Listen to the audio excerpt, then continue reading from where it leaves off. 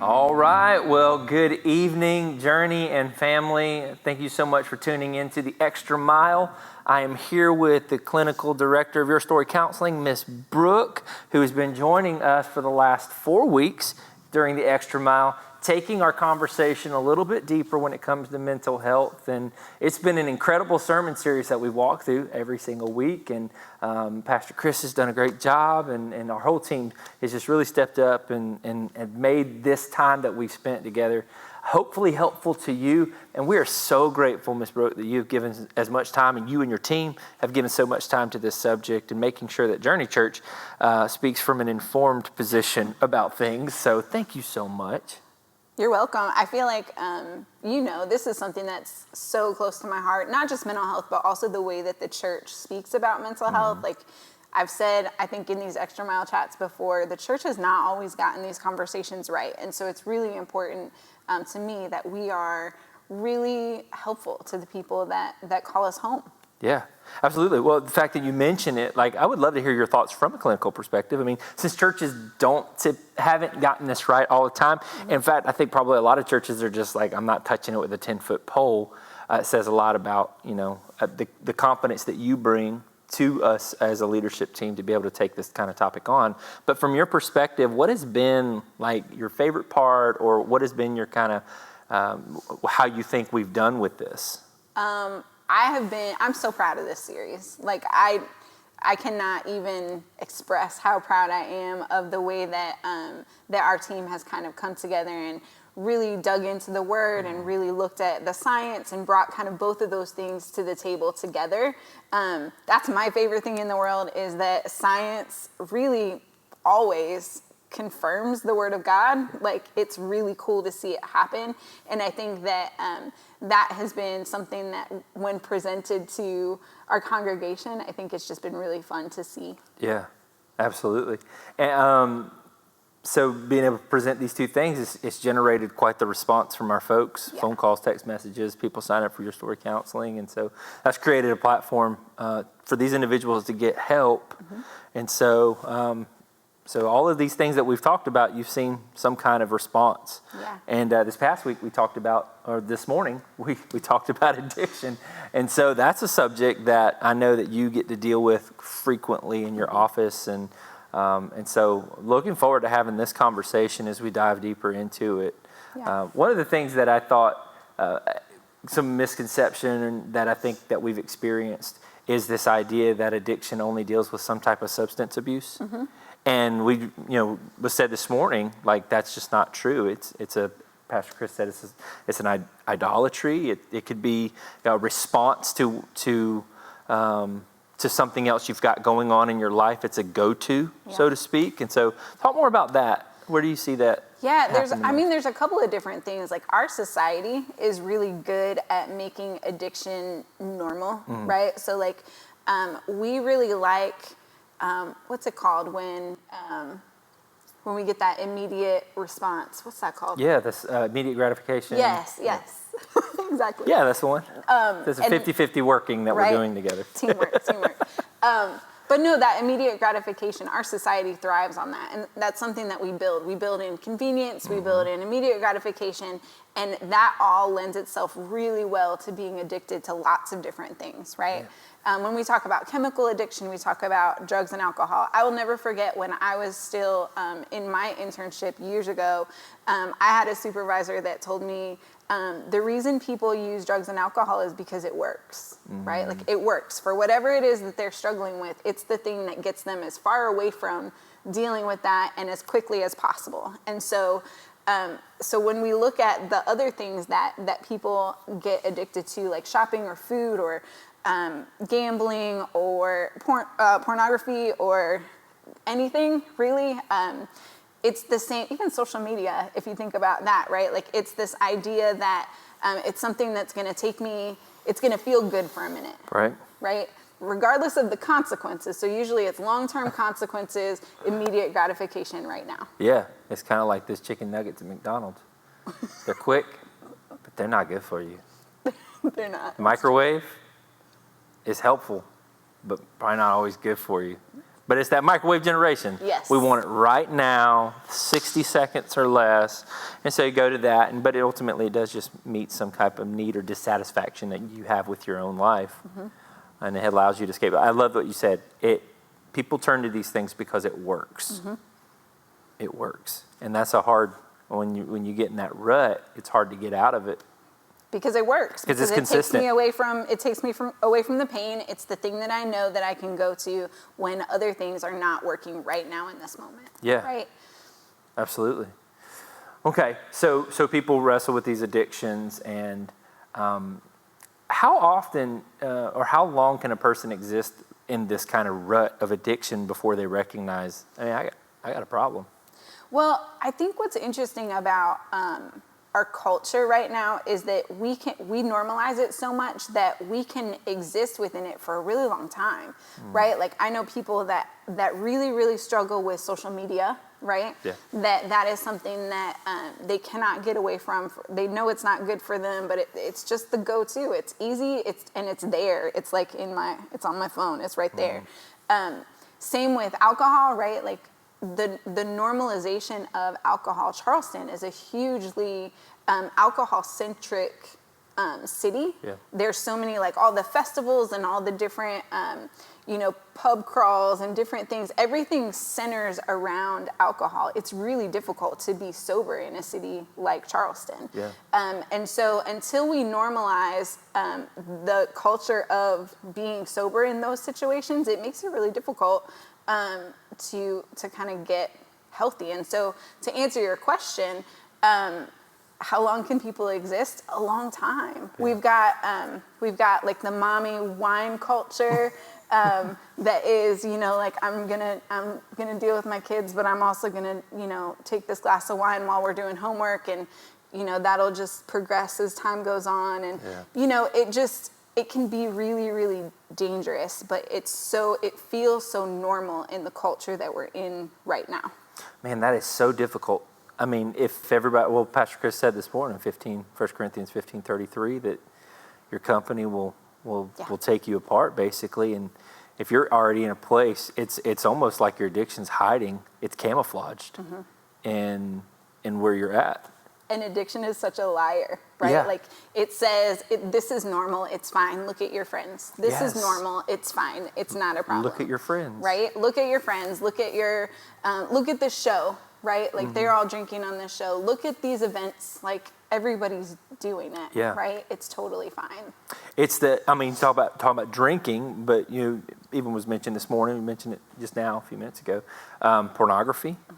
Like I'm blown away at the amount of conversations I have with people who the conversations with them and their spouse are, pornography is something that everybody looking at it. It's not a problem. Yep.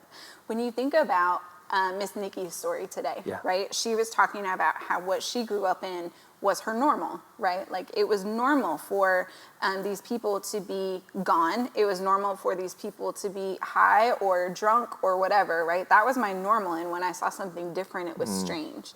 Similarly, pornography is the same, right? Alcohol is the same. If we look at when people start with those things, it becomes normal from a very young age. Yep. And then I've done this since I was 12, 13, right? Like I have always had this in my life, and so to take it away feels really strange. Yeah, it's true. How many stories do you get where a kid found a magazine at 8 or found the videos or whatever, and now it's so accessible. Yeah, even younger, as we see children with phones and iPads and things like that, and parents don't necessarily know or even have the tools to block all the things, right? Because there's always something kind of coming at our kids. So how does it, when you're a parent, when you're a spouse, you're a brother, sister, in that relationship, how are you able to pick that out? I mean, we talked a little bit off camera about these things being able to hide in plain sight.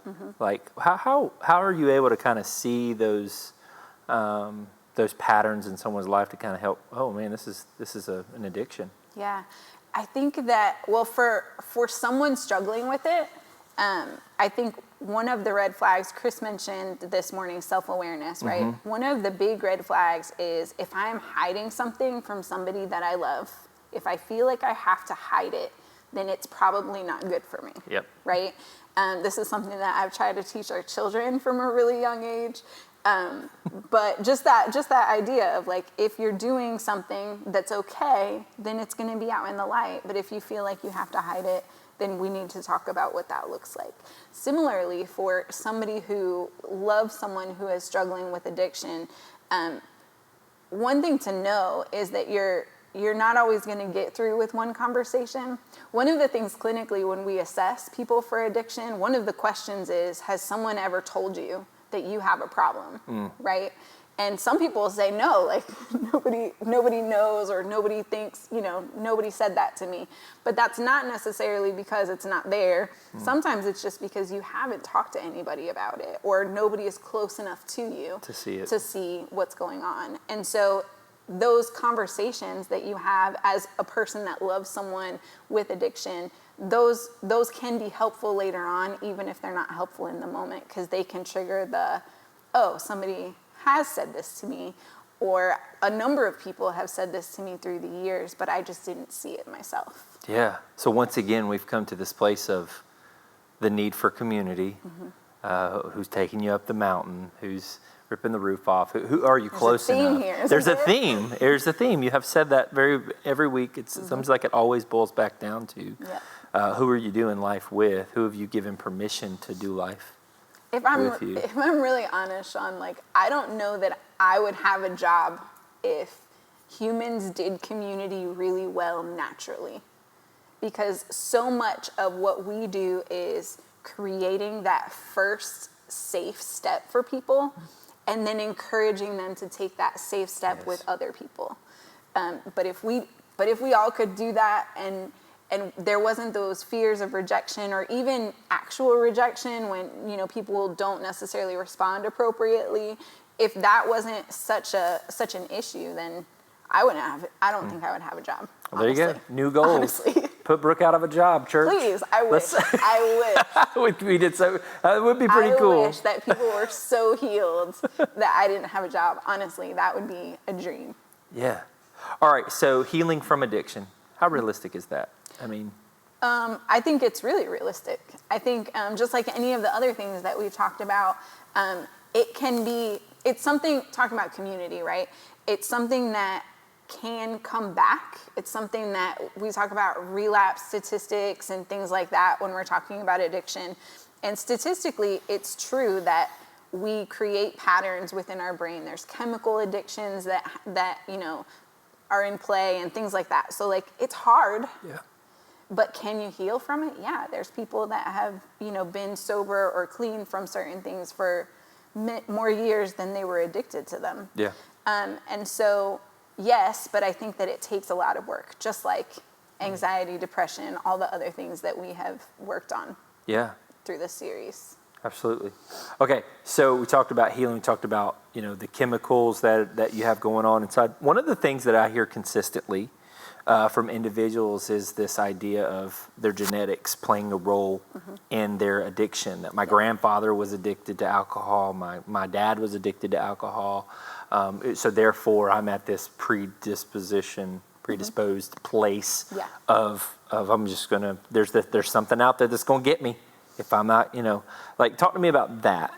Yeah, so there's two different sides of that, right? Like there's nature and nurture, right? So if my daddy and my grandpa and all the people in my life that I was close to had addiction issues, then it's possible that I learned how to cope with my stresses by doing the same things that they did, right? So I never really learned a healthy way.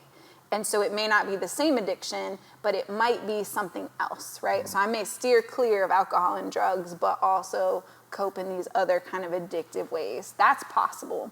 The other piece of that is chemical addiction, which is just the idea that my genetics are predisposed to kind of triggering so that I suddenly have an addiction, right? So usually it's it's hard to talk about this in like generalities, and because everybody's situations are so different. Right. But in general, it is possible that the more I drink, the more apt I am to trigger that thing within my physical body that says, "Hey, now you're addicted." Right? That was such a simple way to say it. Like, it's a lot more complicated than that. But the more you put yourself at risk, then the more opportunity your body has to say, "Oh, like this is me now." It's kind of like a switch. Gotcha. So would you say that it's more the nurture aspect of it that creates that legacy of addiction? I think it's both. I think until we learn how to cope in a healthy way with the things that happen in this world, the stresses, the everything that happens, whether that's something horrible that happened to you as a child, or if it's just managing the world and all of the hurt in the world, we have to know how to deal with those things in a healthy way. We have to have coping skills, and if we don't, then we're going to go to the things that are easy and that feel good, because they're available. They're available, and they work. And they work. And they work.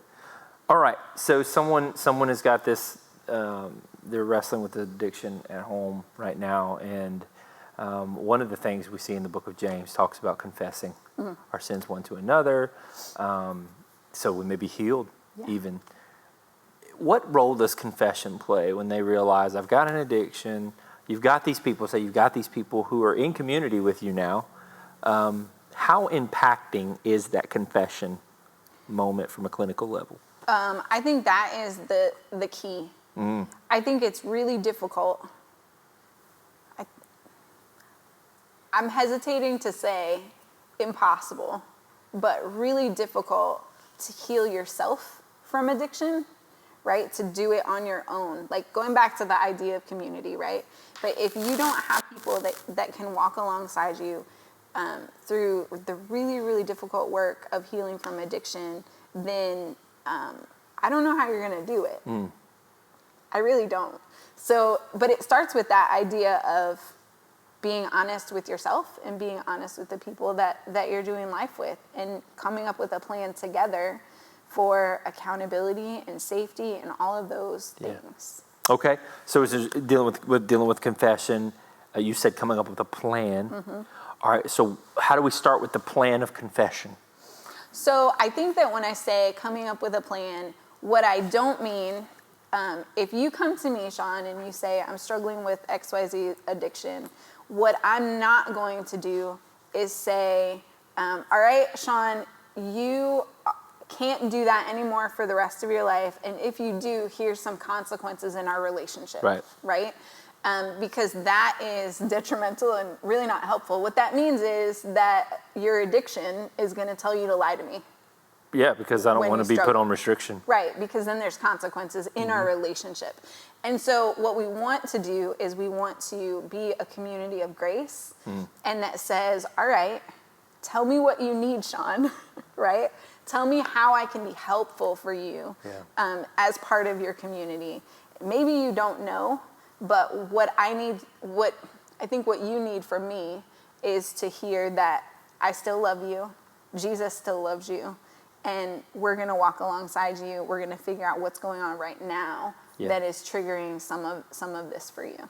Okay, so if we operate like that, we say we got grace, we're gonna do that. At what point of continued failure, for a lack of better words, what point do you realize, or do you believe that person just isn't really trying?